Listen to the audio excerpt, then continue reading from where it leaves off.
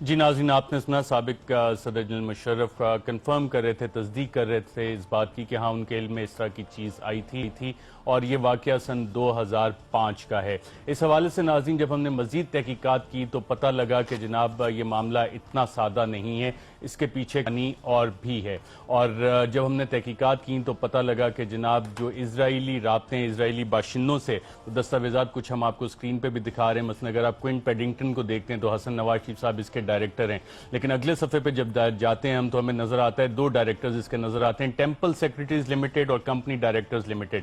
Temple secretaries limited کے اندر ہم جب جا کے دیکھتے ہیں کہ جناب اس کے ڈائریکٹرز کون ہیں تو اس میں ہمیں پتہ لگتا ہے کہ ایک نام آتا ہے باربرا کاہن کا، اور باربرا کاہن اگر آپ بھی گوگل پہ ہی سرچ کر لیں تو جتنے یہ اسرائیلی شیل کمپنیز کے کافی سارے فراڈ ہیں اس حوالے سے باربرا کاہن کا نام آپ کو نکلے گا۔ اٹالین پرائم منسٹر جو کہ کرپشن کے چارجز پہ ڈپوز ہوئے، ان کی کمپنیز کے لنک بھی ان کے ساتھ ملتے ہیں۔ باقی اور دیگر قسم کے جو فراڈ ہوتے ہیں، کچھ انٹرنیٹ کے فراڈز ہیں، اس میں بھی یہ نام بڑے واضح طور پہ آتے ہیں، اور جو ایڈریس ان کا ہے وہ وہاں پہ کافی ساری کمپنیز اس حوالے سے رجسٹر ہیں۔ دوسری کمپنی کے حوالے سے جب ہم آگے جاتے ہیں تو چیزیں ہمیں پتہ لگتی ہیں۔ کمپنیز ڈائریکٹر لمیٹڈ جو حسن نواز کی، اگر ہم کوئنٹ پیڈنگٹن سے آ جائیں اس پہ تو پتہ یہ لگتا ہے کہ حصے دار ڈائریکٹر دو یہودی اس کے نکلے۔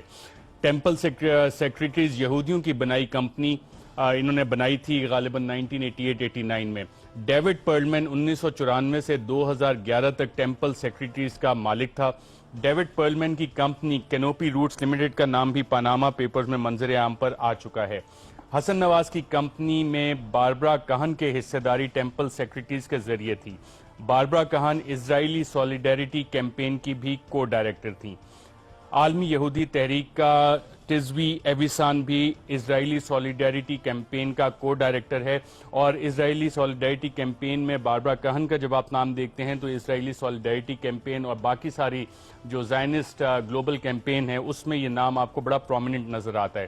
اسرائیلی باشندوں کا نیٹ ورک عالمی منی لانڈرنگ نیٹ ورک کا حصہ ہے جس پر امریکی ایف بی آئی بھی آج کل تحقیقات کر رہا ہے۔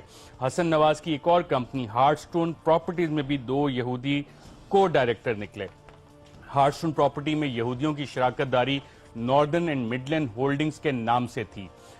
جوناتھن گولڈبرگ، فلپ گولڈبرگ حسن نواز کے ہارٹ سٹون پراپرٹیز میں حصے دار تھے۔ سٹیفن گولڈبرگ برطانیہ میں 7 یہودی فلائی اداروں کا ٹرسٹی بھی ہے۔ حسن نواز نے 2006 میں ون ہائیڈ پارک کو گروی رکھ کر کیلبروک انویسٹمنٹ سے قرضہ حاصل کیا۔ جب آپ کیلبروک کے انویسٹمنٹ کی ڈائریکٹرشپ دیکھتے ہیں تو اس میں آپ کو دو اسرائیلی باشندے نیر زامک اور ڈینیل سمہی کا نام نظر آتا ہے جو کہ کیلبروک انویسٹمنٹس کے ڈائریکٹرز تھے۔ نیر زامک کا نام بھی پاناما پیپرز میں سلور گلو مینجمنٹ کے ذریعے سامنے آیا۔